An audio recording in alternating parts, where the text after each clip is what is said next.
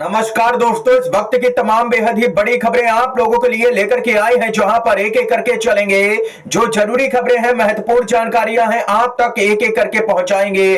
दोस्तों, खबरों में बढ़ेंगे उससे पहले अगर आप लोग हमारे यूट्यूब चैनल पर नए हैं तो चैनल को अभी सब्सक्राइब कीजिएगा दोस्तों, और कमेंट बॉक्स में जय हिंद जय भारत जरूर ही कमेंट कीजिएगा। और अगर आप लोग भी दोस्तों खुले तौर पर बैलेट पेपर के जरिए वोटिंग के समर्थन में है तो इस वीडियो को लाइक करके अपना समर्थन दर्ज करवाइएगा। सीधे पहली बड़ी खबर की तरफ बढ़ते हैं। बहुत ही चौंकाने वाली खबर आ रही है दोस्तों, जिसे सुन करके भाजपा बौखलाई हुई है। महाराष्ट्र में प्रोविजनल और फाइनल मतदान आंकड़ों का अंतर काफी चिंताजनक है। पूर्व मुख्य चुनाव आयुक्त कुरैशी का बड़ा बयान। जी हां दोस्तों, पूर्व मुख्य निर्वाचन आयुक्त एस वाई कुरैशी ने महाराष्ट्र विधानसभा के चुनाव में अंतिम मतदाता मतदान के आंकड़ों और अंतिम आंकड़ों के बीच में यहां पर सामने आए व्यापक अंतर पर चिंता जाहिर की है।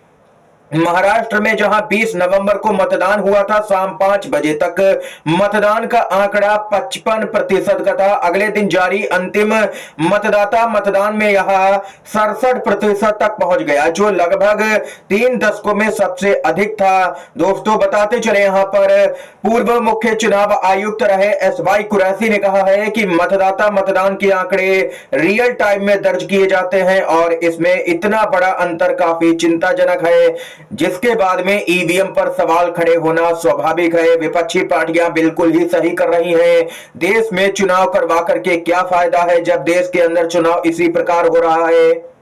पूर्व मुख्य चुनाव आयुक्त ने कहा है कि इतना बड़ा अंतर हो ही नहीं सकता है। जब भी यहां पर आंकड़े जारी किए जाते हैं, रियल टाइम डेटा होता है, लेकिन चुनाव आयोग ये यहां पर जो बढ़ा हुआ प्रतिशत है मतदान का, ये कहां से लेकर के आ रहा। सबसे बड़ा सवाल तो दोस्तों यही है। ये यहां पर एस वाई कुरैशी, जो कि पूर्व मुख्य चुनाव आयुक्त है, उन्होंने जबरदस्त तरीके से मौजूदा चुनाव आयोग और जो मौजूदा चुनाव आयुक्त है, मुख्य चुनाव आयुक्त राजीव कुमार, उनको घेरा है।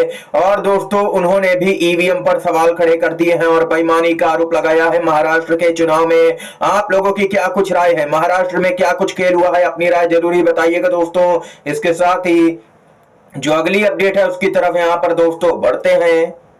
जी हां दोस्तों, संभल मस्जिद विवाद मामले में सुप्रीम कोर्ट आज सुनवाई करेगा। मस्जिद कमेटी ने निचली अदालत के सर्वे के आदेश को सुप्रीम कोर्ट में चुनौती दी है। मुख्य न्यायाधीश जस्टिस संजीव खन्ना की बेंच में सुनवाई होगी। यहां पर देखना यह होगा कि सीजीआई संजीव खन्ना क्या कुछ फैसला लेते हैं। निचली अदालत ने जो यहां पर बेतुका आदेश जारी किया है, उसको रद्द किया जाता है या नहीं, सीजीआई आज यहां पर तय करेंगे। लेकिन इस बीच यहां पर छावनी में तब्दील हुआ है पूरा संभल। जुम्मे की नमाज पर हाई अलर्ट। जी हां दोस्तों, ये अपडेट सामने निकल के आ रही है।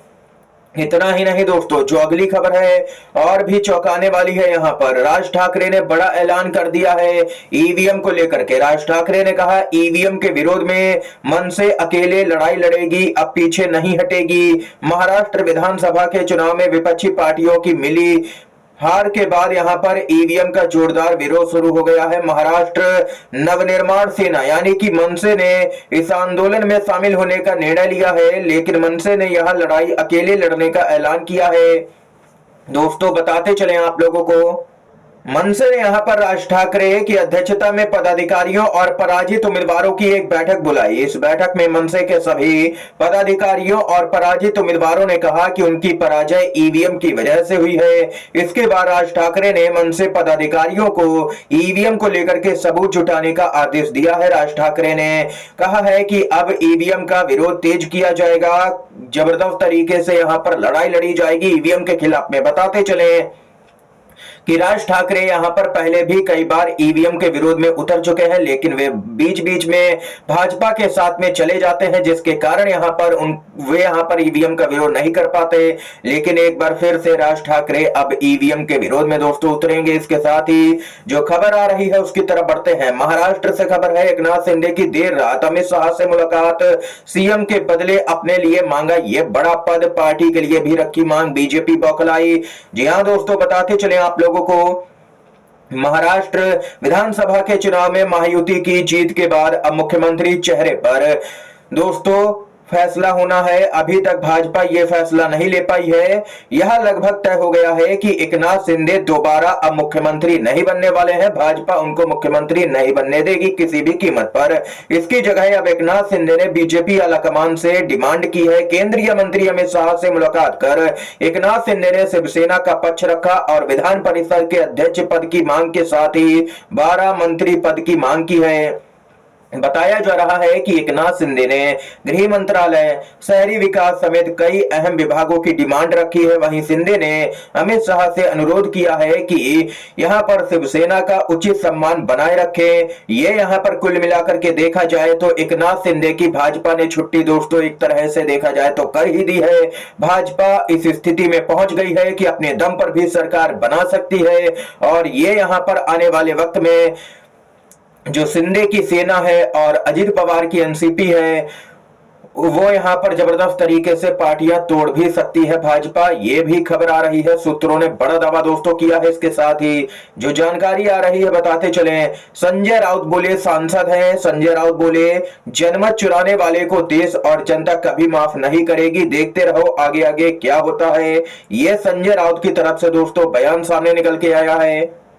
महाराष्ट्र से ही इंडिया गठबंधन के लिए खुशखबरी भी आई है सामने। जबरदस्त खबर है। नासिक पश्चिम में 5% वीवीपैट की पुनर्गणना होगी। शिवसेना उम्मीदवार सुधाकर बड़गुजर की मांग को सफलता मिल चुकी है। जी हां दोस्तों, रिकाउंटिंग देखने को मिलेगी। नासिक पश्चिम विधानसभा क्षेत्र में मतदान किए गए ईवीएम के 5% वीवीपैट की पुनर्गणना कराने की मांग शिवसेना यूबीटी के पराजित उम्मीदवार सुधाकर बड़गुजर ने की है। इस संदर्भ में जिलाधिकारी जलज शर्मा ने बड़गुजर को निर्धारित राशि जमा करने का पत्र दिया है। राशि जमा होने के बाद कहा जा रहा है कि 5% वीवीपैट की पुनर्गणना की जाएगी और अगर यहां पर ईवीएम के वोटों में और वीवीपैट के जो पर्चियां होती हैं उनके वोटों में यहां पर कोई भी अंतर पाया जाता है तो फिर से यहां पर पूरी सीट पर रिकाउंटिंग की जाएगी और वीवीपैट की सभी पर्चियां गिनी जाएंगी और यहां पर देख सकते हैं कि पूरा खेल भी उजागर हो जाएगा। महाराष्ट्र से ये चौंकाने वाली दोस्तों खबर आई है सामने।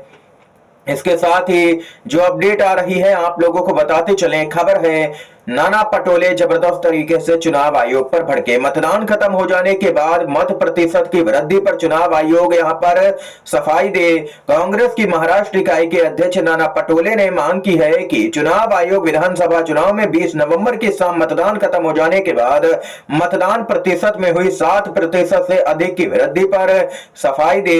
पटोले ने यहां पर कहा है कि अचानक से ऐसा कैसे होता है कि लगातार यहां पर वोटिंग यहां पर शुरू होने से पहले तक बढ़ती रहती है। ये सब कुछ यहां पर एक साजिश के तहत किया जा रहा है, वोट बढ़ाए जा रहे हैं। ये नाना पटोले ने जबरदस्त आरोप लगाया है। दोस्तों इस समय की तमाम बड़ी खबरें, मुख्य समाचार सामने निकल के आए जो हमने आप तक पहुंचाए। दोस्तों वीडियो अगर पसंद आया हो तो लाइक कीजिएगा, इन खबरों को शेयर कीजिएगा अपने दोस्तों में और चैनल पर अगर आप लोग नए हैं तो चैनल को जरूर ही सब्सक्राइब कीजिएगा। वीडियो देखने के लिए आप सभी का बहुत बहुत धन्यवाद। जय हिंद, जय भारत।